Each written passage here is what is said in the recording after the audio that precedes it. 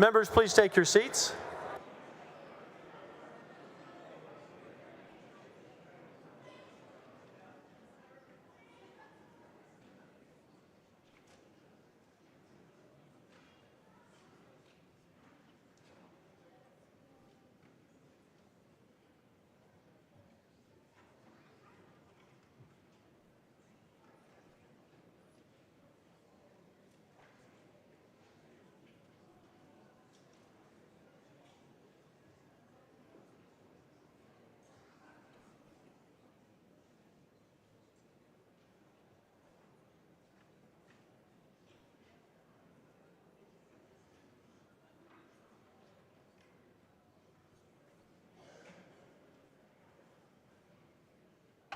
Senate will come to order.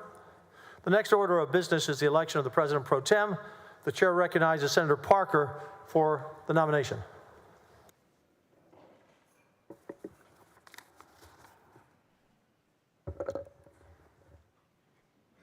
Well, thank you, Mr. President. Members, I rise today with great honor to nominate Senator Brandon Creighton for the position of President pro tempore of the Texas Senate.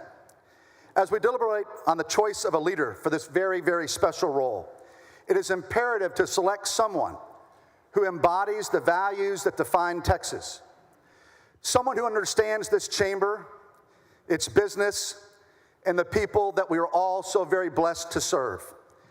Senator Creighton's roots run deep in the Texas soil. As an eighth-generation Texan, descended from a signer of the Texas Declaration of Independence, his story is a testament to the enduring spirit of our great state. You just don't get more Texas than Brandon Creighton. His journey is one of faith, one of grit and determination. On the family farm, Brandon learned early that hard work was not just a necessity, but an absolute way of life. Whether baling hay, working cattle, or repairing fences, his father instilled in him and his brothers a mindset that no challenge was insurmountable and that all glory is always given to God. As a young man, his family faced the devastating loss of their business and home. Brandon's response as a young man was not that of despair, but rather of resolve. The values instilled by his father are a reflection of his faith. He worked harder so they could rebuild, and they did so even stronger, a testament to his grit and unwavering commitment to family, showing life's obstacles are not dead ends, but rather opportunities to succeed. This determination carried Brandon to the University of Texas, where he paid his way through college, working jobs literally as a Senate messenger right here, to working in a Texaco chemical plant. It's no exaggeration to say that Brandon Creighton knows the value of sweat equity as well as perseverance, and his leadership was formed from the front lines. Brandon's journey took him briefly across the other border. That would be the Red River to Oklahoma, where he worked for the Attorney General's office while attending law school at night.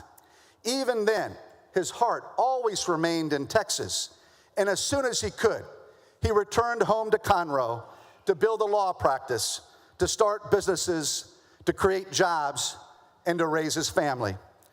Brandon's experiences taught him firsthand that the challenges faced by hardworking Texans, business owners, farmers, ranchers, families, and individuals alike are real. He brought this understanding to the Texas legislature, first as a member of the House, where we entered together as freshmen. Hard to believe that was 18 years ago. And here 18 years later, across the rotunda in the other chamber, where the carpet is definitely greener. As a senator, Brandon has proven himself to be a steadfast friend, a wise counselor, and an unwavering advocate for his district and our entire state. His legislative record reflects his commitment to the principles that we all hold dear, that of faith, that of freedom, that of liberty, and an unwavering commitment to knowing and understanding the resilience of the people of Texas. As a father, lessons and values passed down to him have also guided him in raising his two children, Presley and Cannon, clearly his greatest joys in life. Members, as we consider this nomination, I ask you to reflect on the qualities that define an authentic leader: hard work, enduring faith, integrity, and yes, a heart for service. Brandon Creighton exemplifies all of those qualities. He is without question a living example of what a Texan can achieve when grounded in faith, driven by determination, and committed to putting others before oneself. It is an absolute honor to stand before you with unwavering conviction to nominate my colleague, my dear friend, my former roommate, who always brought home the best leftovers and is a master of the microwave, Senator Brandon Creighton, for President pro tempore of the Texas Senate.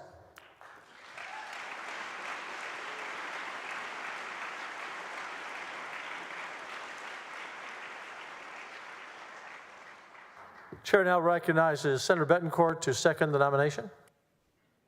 Thank you, Mr. President. It's quite an honor for an Aggie Catholic senator to be able to introduce a Texas ex-Baptist for the third highest post in Texas. After our two governors, the Senate pro tempore is the third in line. And so it's not a position for the faint of hearted. But of course, Brandon Creighton has been somebody that has really defined, if you look up in the Texas dictionary and try to define what the meaning of the word Texas it is, just like my esteemed colleague, Senator Parker, it's friendly. And that's the definition that applies to Senator Brandon Creighton. I first found that out when about 11 years ago, I was summoned by Montgomery County, by conservative groups to come to a very closely fought Senate primary, and they wanted Uncle Paul to come be the moderator. So I got in my urban car, drove up to the great county of Montgomery County, thinking that it was going to be an interesting evening. I didn't know what to expect. And I found somebody there who, through the course of the debate, had been the first person to trumpet and then pass Governor Perry's loser pay laws. He was a young 30-some-odd-year-old caucus chair for the Republicans that passed a lot of legislation dealing with the federal government and many other boundary-breaking issues in the Senate at the time, in that legislature at the time.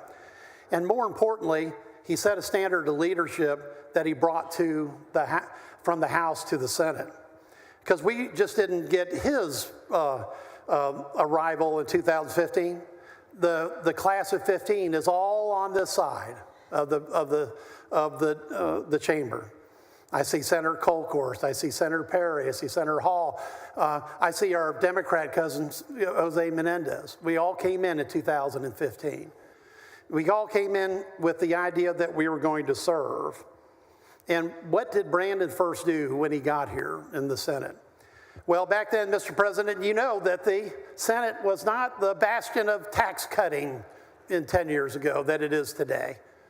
In fact, it was quite a slugfest to pass a bill when we first arrived. My friends from the Kingwood Tea Party are shaking their heads yes, okay?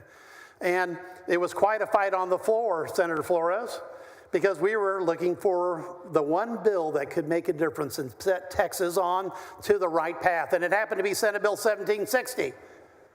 Who Senator Creighton had.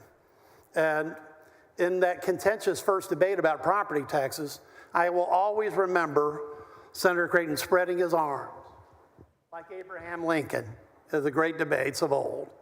And he was challenged by a senator that was not a fan of tax relief, that he really didn't want my amendment on his bill. And he said, not only do I want it, I embrace it, and I move adoption. And that amendment set up a very important thing for the rest of us that's still a part of public policy now. That is a supermajority vote for taxes. If you're going to raise taxes, you have to do it with a supermajority vote. And that is the beginning. And yes, give him a hand for that. Please do.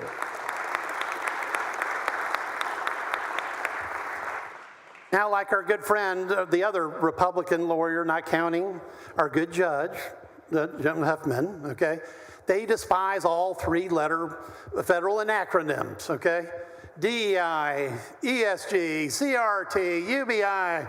You know, in fact, at 3 a.m. in the morning, I'm not sure whether I'm listening to Senator Hughes or Senator Creighton, but at the desk that Senator Mays is sitting at, okay, we repeatedly not only passed the school choice bill 5 times, but we repeatedly passed what was a landmark DEI bill that basically instructed our institutions of higher learning to take those resources and return them back to productivity. Get that crew working again, get it working for all the students. And 20 months later, no better of authority, Mr. President, no better of authority in the nation than Mark Zuckerberg agreed, because he just shut down his DEI offices at Facebook. But that tells you how far the Texas Senate is ahead of leading. And when you find them leading, you'll find Senator Brandon Creighton there. Now, we almost lost Senator Creighton. He was rear-ended in a horrible accident. I had just gotten to ride in his father's sports coupe, and I thought it was really cool, and somebody else probably thought it was too cool because they blasted him through an intersection in Ennis, and he was heavily affected by a concussion. In fact, that morning, about a week later, you can't tell an 8th generation Montgomery County resident what to do. I don't know, maybe the kids have better luck than Uncle Paul does, but this guy was going to come out and vote. The senator was going to come out and vote on the floor of the Senate. I mean, showing the resolve of Senator Birdwell. He had a junior member sneak him onto the floor, and don't any of the new senators do that, okay? Snuck him on the floor, bad idea. Sitting down in this desk, I told him to stay put. And within 30 seconds, I was having to dive, as a third baseman used to do. I'm not as fast as I once was, but I did grab his head before it hit the ground. And I did ask for help immediately of our doc in residence. And Senator Creighton was okay. But it showed all of us how fleeting all of this is. A fleeting story to a great day, because Brandon is still with us. And more importantly, he's got blockbuster bills to go. He passed in 2019 one of the most historic disaster recovery acts of Senate Bill 7. It's a model legislation in the country. It's model legislation by the American Legislative Exchange Council. And that was a multi-billion-dollar bill that basically took Texas and Southeast Texas out of what was a disaster forward into what I would call the undiscovered country of the future, and we did it because of Senator Creighton's bill. He'll be there again this year with more blockbuster legislation. He'll be certainly on point with a tremendous change in Texas, which long overdue, which is school choice. But what he always does with that is temper his bills with listening to those that testify in his committee, the other senators on the floor, and the public at large. In fact, when I say that Senator Creighton reminds me of what Texas is all about, the definition, friendly. He is, because I have watched him on the floor present these bills and repeatedly pass them, sometimes taking 6, 8, 10 hours to do it. And never once losing his temper, never once not being a gentleman to even people that are questioning him severely that may have a different political philosophy. But at his heart, he's that 8th generation Texan. At his heart, he's got that great grandfather that he'll swear in today on the Bible that was a Texas senator. At his heart, He has Texas common sense, Texas leadership, and Texas values. And when I go to my reward, I will know that this man has done his best on this earth to do what he thinks is right for his state, his nation, his family, the public, for the Senate, for all of us, because that's the type of man Brandon Creighton is.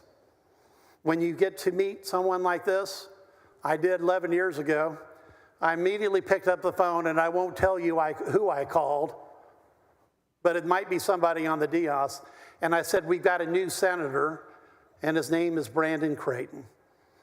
And so with that, I think I can speak for all the senators when I second the nomination of Senator Brandon Creighton, an eighth-generation Texan, rancher, businessman, and friend, to the high office of Senate Pro Tem of the greatest state of Texas and the greatest Senate in the country of the United States.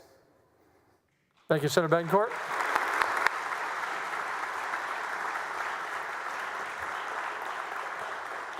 Senator Parker, you're recognized for a motion.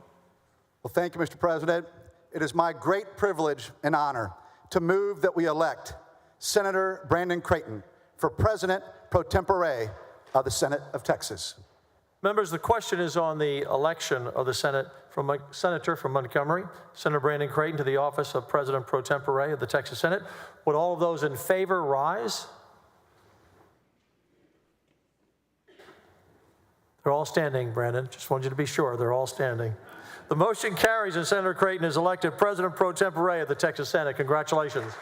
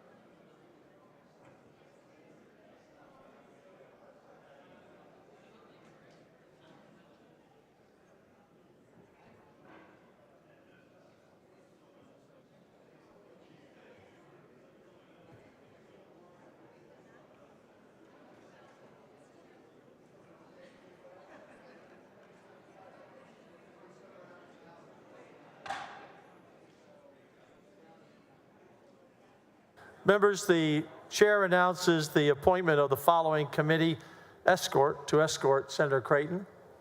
The secretary will read. Escort Committee for President Pro Tempore, Senator Colcourse, Chair, Senator Campbell, Senator Hall, Senator Middleton, and Senator Perry.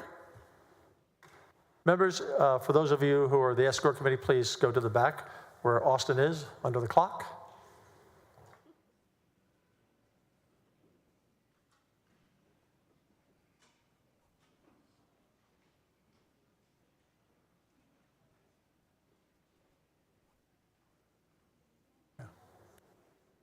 Senator Creighton, you and your family, please join them back there.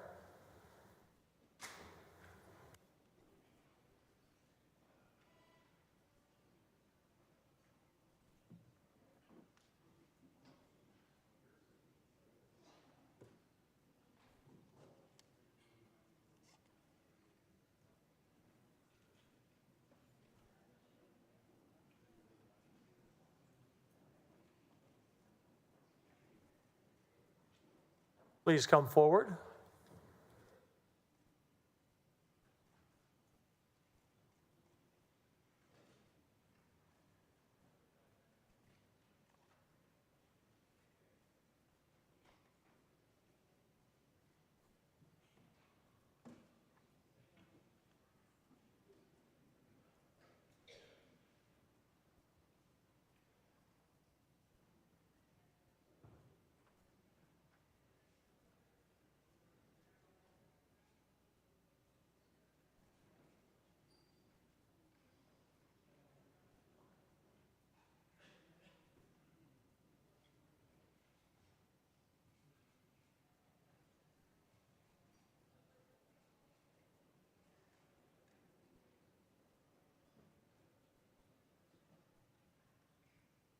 Will our state minister, do you have the Bible? Senator Creighton, raise your right hand and repeat after me. I, Brandon Creighton, I, Brandon Creighton, do solemnly swear do solemnly swear that I will faithfully execute the duties of the office that I will faithfully execute the duties of the office of President Pro Tempore of President Pro Tempore of the state of Texas, of the Senate of the State of Texas, and will do to the best of my ability and will do to the best of my ability preserve, protect, and defend preserve, protect, and defend the Constitution the Constitution and the laws and the laws of the United States of the United States and of this state. and of this state. Members, may I now present to you President Pro Tempore of the 89th Legislative Session, the Honorable Brandon Creighton.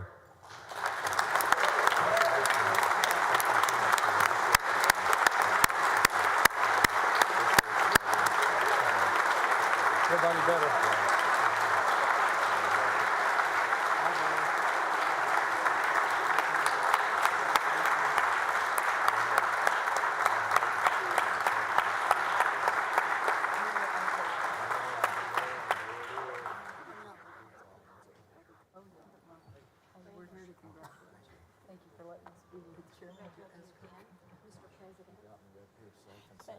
Presley, congratulations.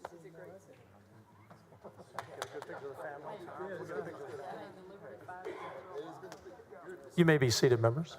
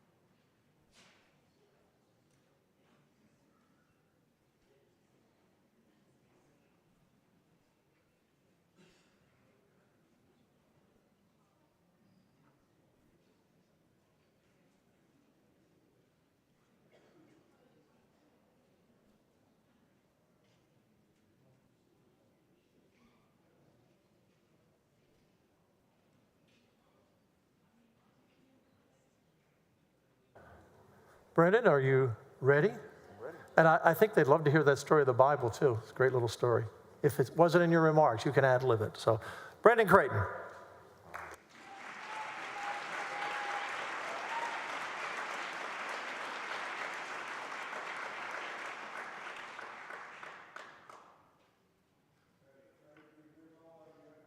Or how's it sound now? All right, fast recovery.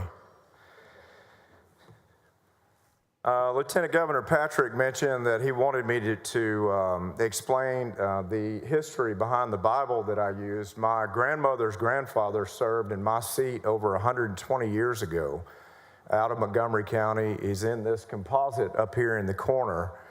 And that Bible was the Bible that he was sworn in to the Senate in this chamber at that time. So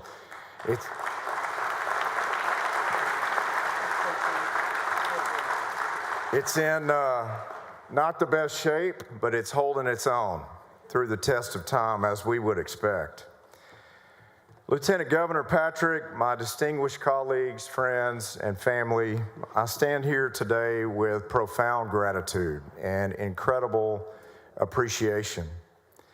To serve as President pro tempore of the Texas Senate is an honor that would have seemed probably anything but possible to me as a young college student in the 90s, working the halls of this Capitol, trying to survive my way through the university down the street. And now, from that time as a Senate messenger, it's just incredible reflection upon what has happened from then to now in being able to work with all of you. Just an amazing blessing in my life. I'd like to first acknowledge my family that's here on the dais with me. Cannon and Presley, I love you very much. I'll never accomplish anything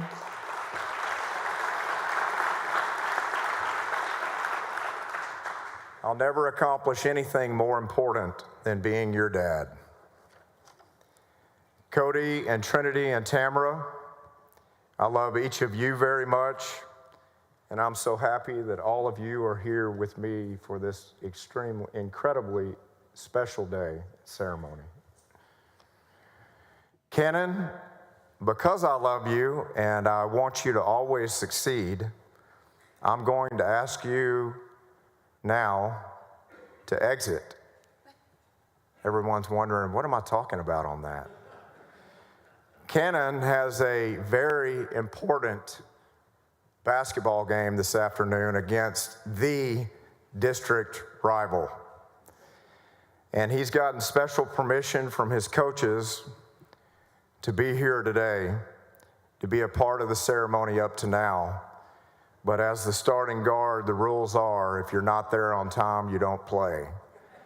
Cannon supports me, as Presley does, and Cody and Trinity and Tamara and my entire family in everything that I do in public service and beyond, and I'm determined to support him.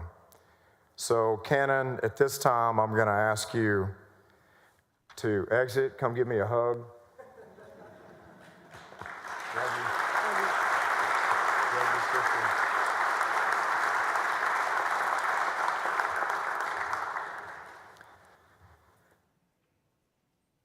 Cannon, play with intensity.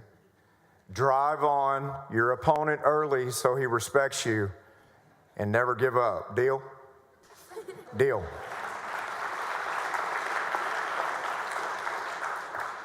Dad duties first, right?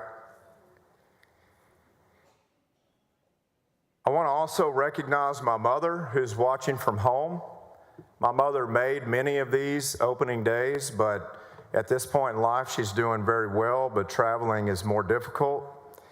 Mom, I want to thank you for always believing in me and instilling a belief in me that I can accomplish anything I set my mind to. It's a powerful thing to instill in a child confidence.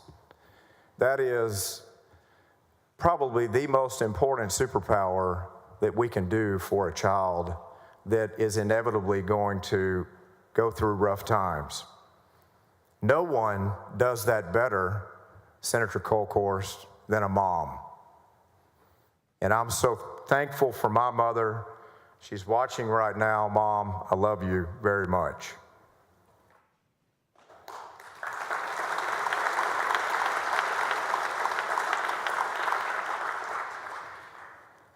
My speech is about 9 minutes, so we're cutting it short this time around. We might be watching some other fireworks in the building soon.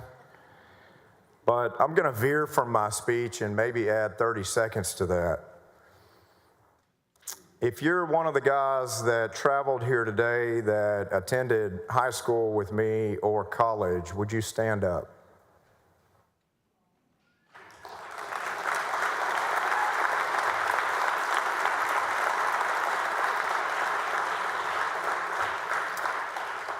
If any of you are favorable towards my positions that I take, they get the credit. If you are not, they may get the blame. But these are my brothers, and I think the world of each and every one of them, and I love them. And we've had long friendships, and some have traveled from across the country to be here. And I just want you guys to know that I love you, and I love you.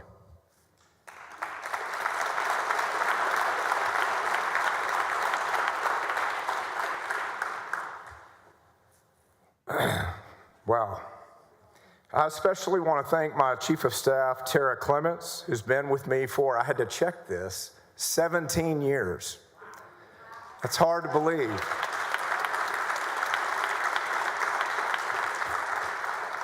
That's time spent in the House and in the Senate, and I'm so thankful for Tara. On nearly each and every step of my legislative journey, Tara, you've been more than extraordinary, and I'm thankful for you and our entire team that you've assembled. They are the best team in the Capitol. Thankful for you.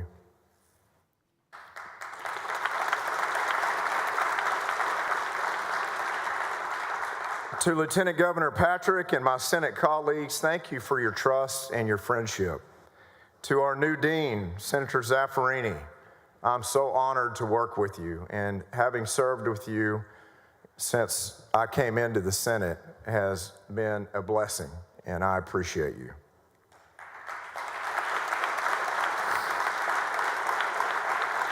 To Senators Parker and Betancourt, thank you for your remarks. I know the members are thankful that we had 2 nomination speeches today. You were very efficient. I'm so thankful for your kind words and for your friendship and for your nominations. Standing here, I can't help but reflect back in time, watching Bill Hobby serve as Lieutenant Governor and then Bullock while I worked as a Senate messenger. I remember the time I spent, many times that I spent admiring the graceful leadership of then Secretary of Senate Betty King, who hired me.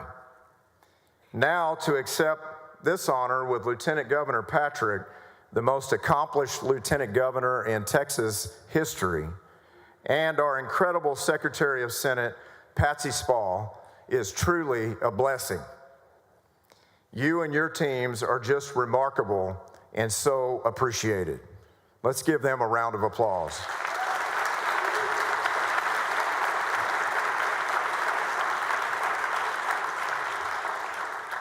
This chamber is rich with a history of thoughtful deliberation, fiery rhetoric, and ultimately decisions reflecting the dreams of every Texan that have guided our state forward. Throughout my time working as a Senate messenger in the 72nd and 73rd regular sessions and 4 special called sessions on school finance that I hope we will avoid, in my heart, I'm still just a kid in awe of this building and all that it represents. As public servants, we make up a body that plays a vital role in shaping the future of Texas, and our new senators will soon feel that, and it is just an incredible opportunity for an eternity second that we're allowed to serve in public service to make a difference in so many lives of people that you will never meet. But the fulfillment and the purpose behind it is just, again, one of God's amazing blessings. As the 89th session begins, we have an immense responsibility, and our mandate is clear: to protect the Texas dream and to set the pace for America and the world. That's bold talk for a Texan, right? But think about it. Think about all the things that we do from an economic and job creation standpoint and the decisions that we make, that half the country, the states across this country, wait to see what Texas will advance next. With President Trump soon to be serving again in Washington, we have an unprecedented opportunity to demonstrate how state-led solutions can change the country. Now is our chance to offer Texas solutions that address many issues: the danger and chaos on our southern border, to offer education reforms that prioritize our young students and our workforce, and to offer policies that preserve Texas energy independence to reflect the understanding of how it ties directly to unlimited job creation. These are all talked about as national issues, but they are unmistakably Texas issues. And the nation depends on us to lead the way. We've seen that through economic downturns and recoveries. We've seen that time and time again on national trends where Texas is critical mass for the direction of the nation. When I was growing up on our family farm in Cut and Shoot, Texas, yes, it's a suburb of Conroe, of about population 410, and then soon after working at a chemical plant nearby, after my dad lost everything financially, I learned firsthand that education is more than just a path forward. I know what it's like to struggle in pursuit of an education. I know what it feels like to not know if I'll have what I need tomorrow.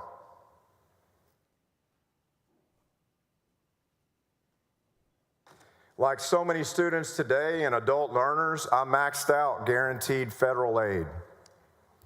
And I worked 2 jobs just to survive. And still did my best in college to keep up with these guys. That was tough. Even with that, I still had to borrow $50,000 from a blind brick mason that my dad graduated from Conroe High School with in 1954. Mr. Howard Worthen, whose family is here today, was willing to take all that he had to his name and loan it to me so that I could keep going. Preparing and supporting our current students and workforce for tomorrow's economy will take all of us. Just as Mr. Worthen was there for me, we will all have to come together with bold solutions and new ideas that today's students will need to exceed tomorrow's expectations. Bold conservative leadership and bipartisan cooperation are more than possible on this floor. We see it every session, and our new members will notice there is not a center aisle that divides us by party. Very different than Washington, D.C. Even in this last session, less than 50 bills of 11,000 total bills filed were supported by only one party. Together, we've made Texas stronger, the envy of other states, especially our little brother state, Florida. They like to compete with us, don't they? A strong Texas is good for America. That belief has driven my constant focus on the importance of Texas sovereignty. Starting with a press conference in 2009, when then Governor Perry joined myself and many legislators in support. It was national news for over a week, and at the time, Governor Perry mentioned that it was the largest social media return in 25 years of political time in office for him. Most of those who've covered my position on the issue after I filed that original HCR 50 have missed the most important part of the argument. Protecting Texas sovereignty and independent authority under the Constitution, that makes our state and our nation stronger. The strength of our state has so many people moving, families and businesses here, leaving behind everything they hold dear to pursue a dream that other states long ago killed off with bad policies. CEOs are moving their companies here because of our Texas electric grid. Yes, that was testimony in B&C by some of the most affluent and competent CEOs in the world that have already moved to Texas, and that was their testimony. They move here because of our state border policies, because of our education initiatives, because of our attitude and our never quit perseverance, our resolve to bring solutions. That's not found in many states across the country. We push back on federal overreach and limits on our personal freedoms because we're Texans. It's in our DNA.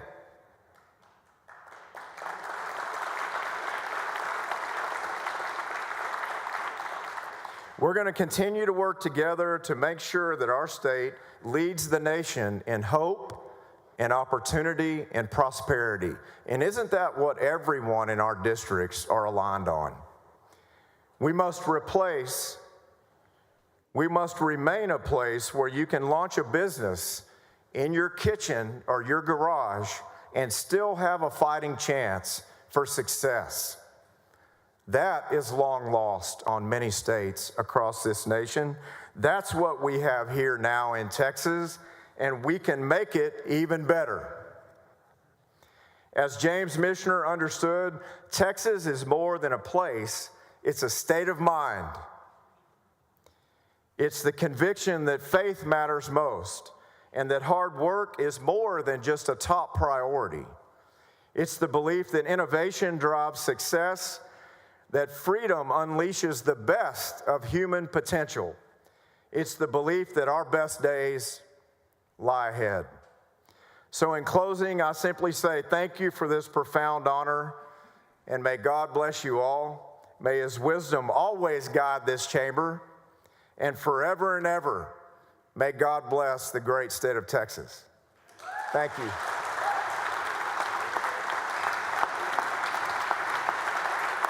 Thank you. Appreciate you.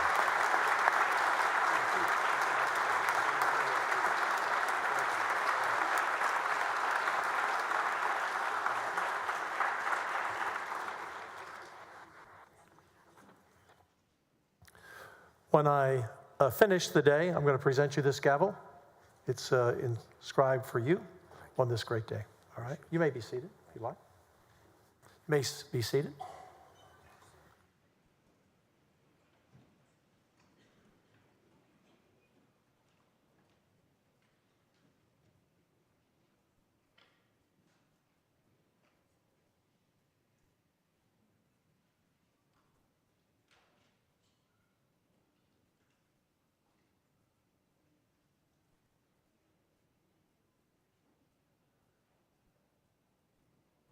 One little bit of business, and then we'll wrap up. The chair lays out the following resolution. The secretary will read the resolution.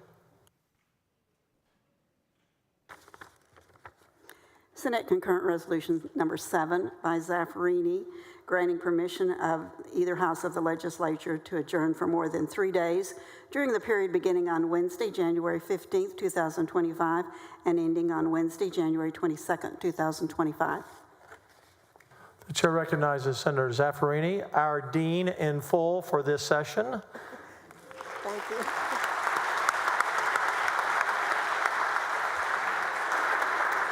You're recognized. Thank you, Mr. President. So moved. Senator Zaffirini moves adoption of the resolution. The secretary will call the roll, and for our 3 new senators, this is your first vote.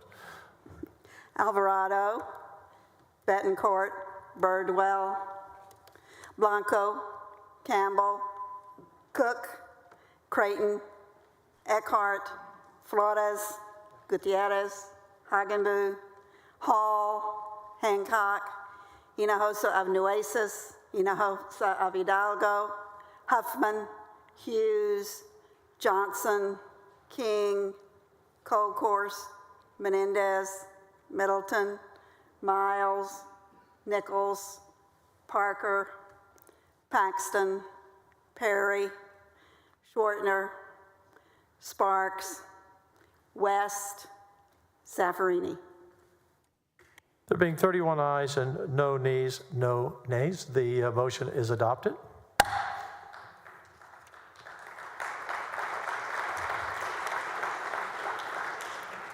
Members, I was sitting here thinking I've now spent almost 25% of my life in this chamber. And some of you, Senator West, Senator Hinojosa, Senator Zaffirini, Senator Nichols, about the same or more. It's just a privilege to serve with all of you. I don't know the road that we're going to go down. I don't know where the path will lead us.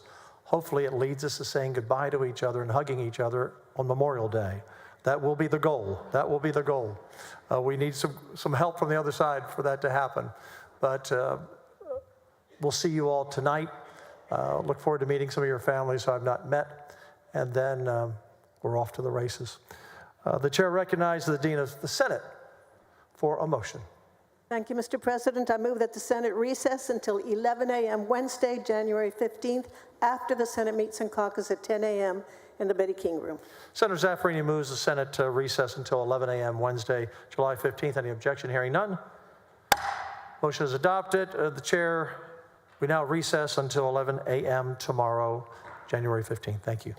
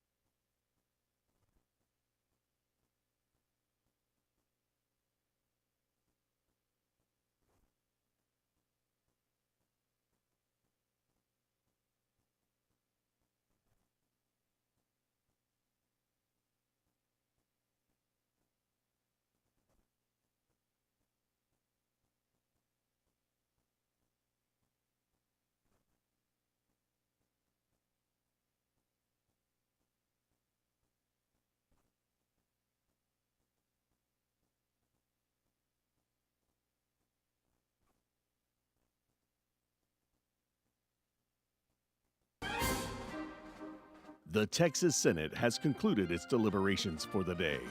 Please join us on